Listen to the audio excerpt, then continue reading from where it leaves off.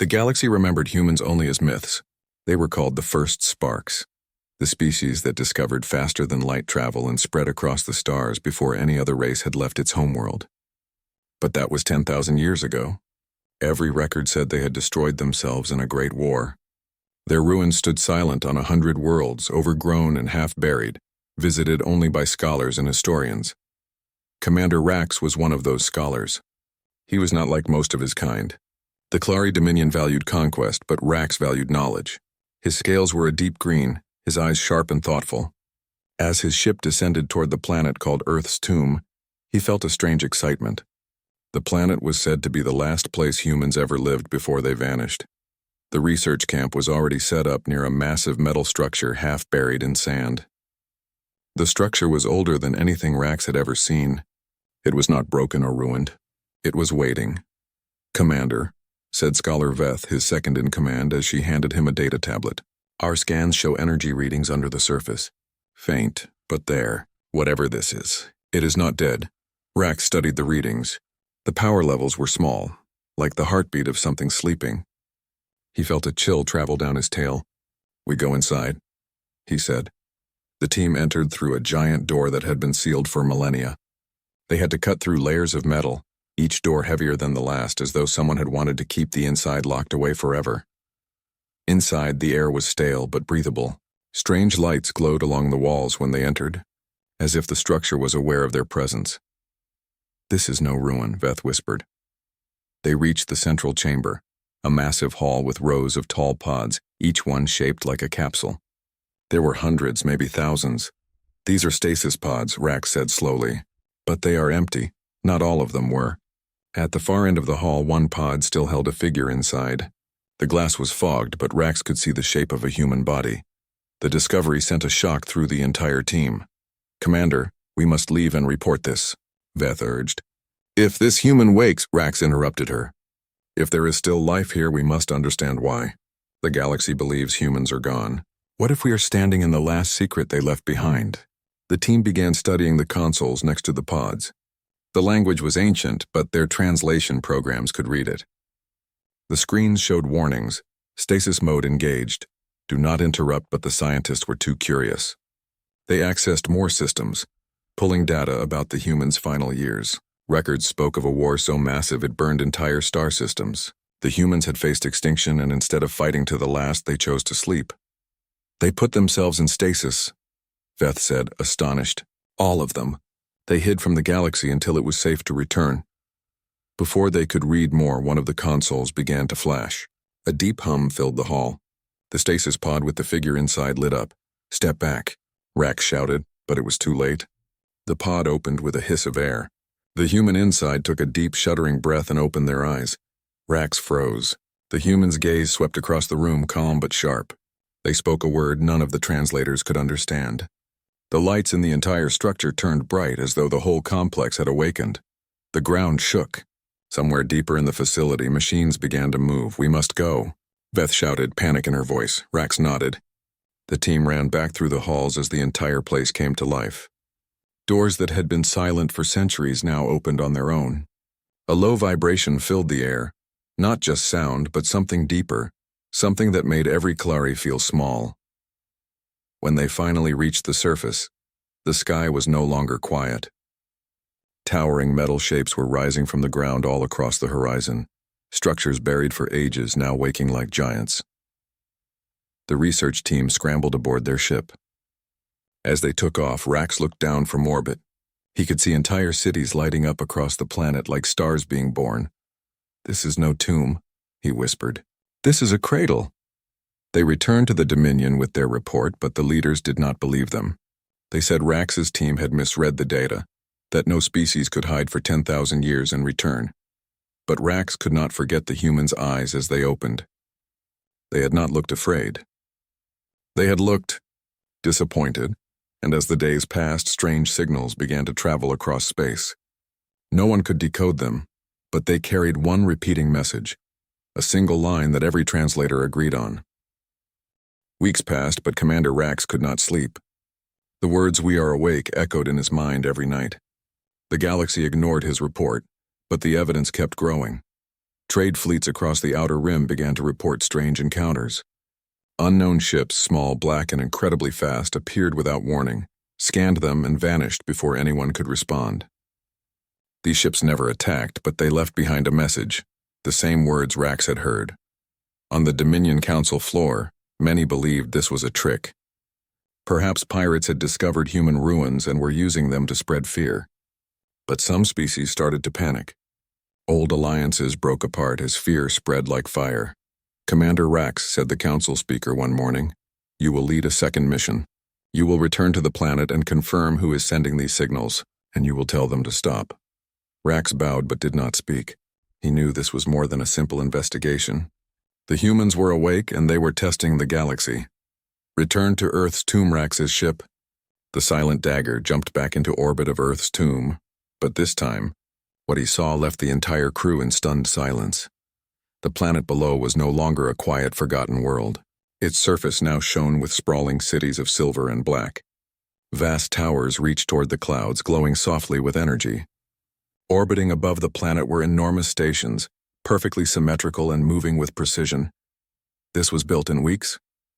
Beth whispered. "That is impossible. It is human," Rax said quietly. Suddenly, the ship's systems came alive with a hail signal. It was not a warning, not a threat, just an invitation. "Shall we answer?" asked the comms officer nervously.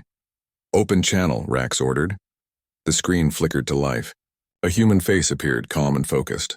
The figure looked younger than Rax expected, with sharp eyes that seemed to look directly into his thoughts.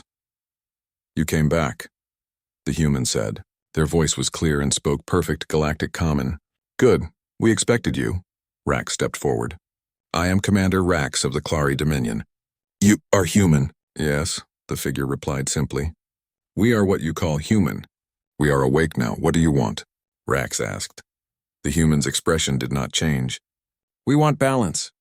The galaxy is not what it was. Your wars, your empires, your slavery, we have seen it all. We chose to sleep because the galaxy was broken. We will not sleep again. We will fix it." Veth stepped closer. "You say you will fix it.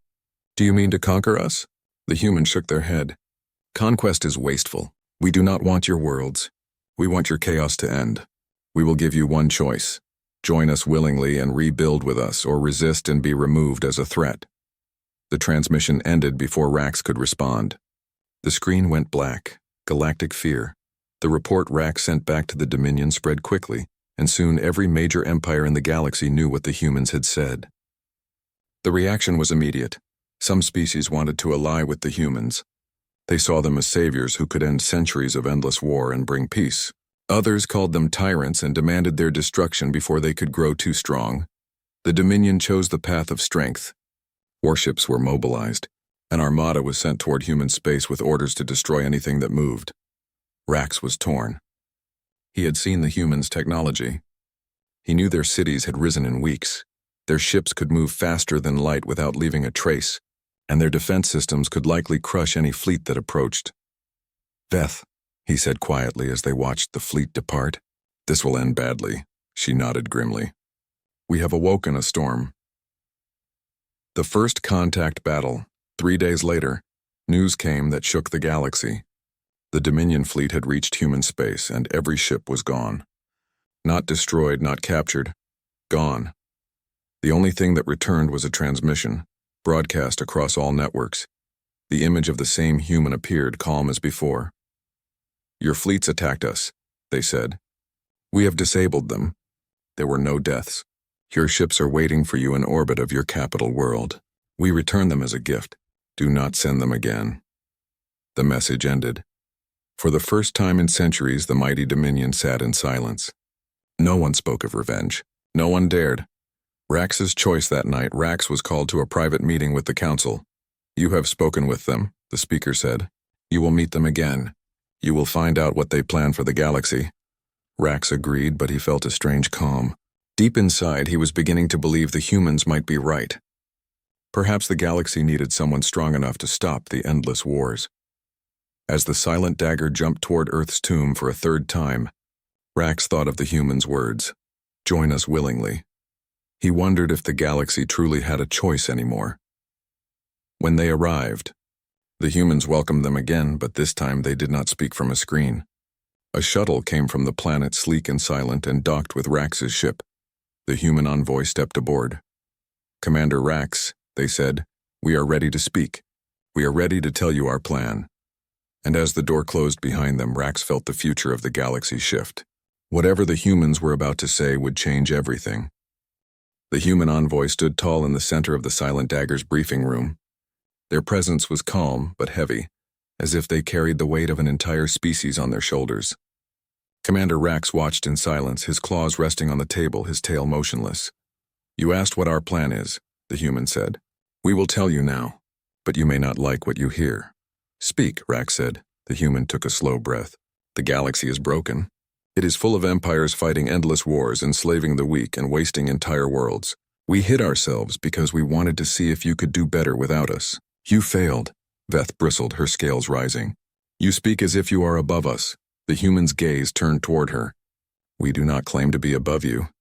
We are simply ahead of you.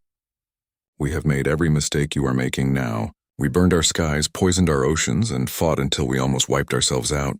We slept so that we could heal, so that when we returned we would be wiser. And now we will make sure no one else destroys everything as we nearly did."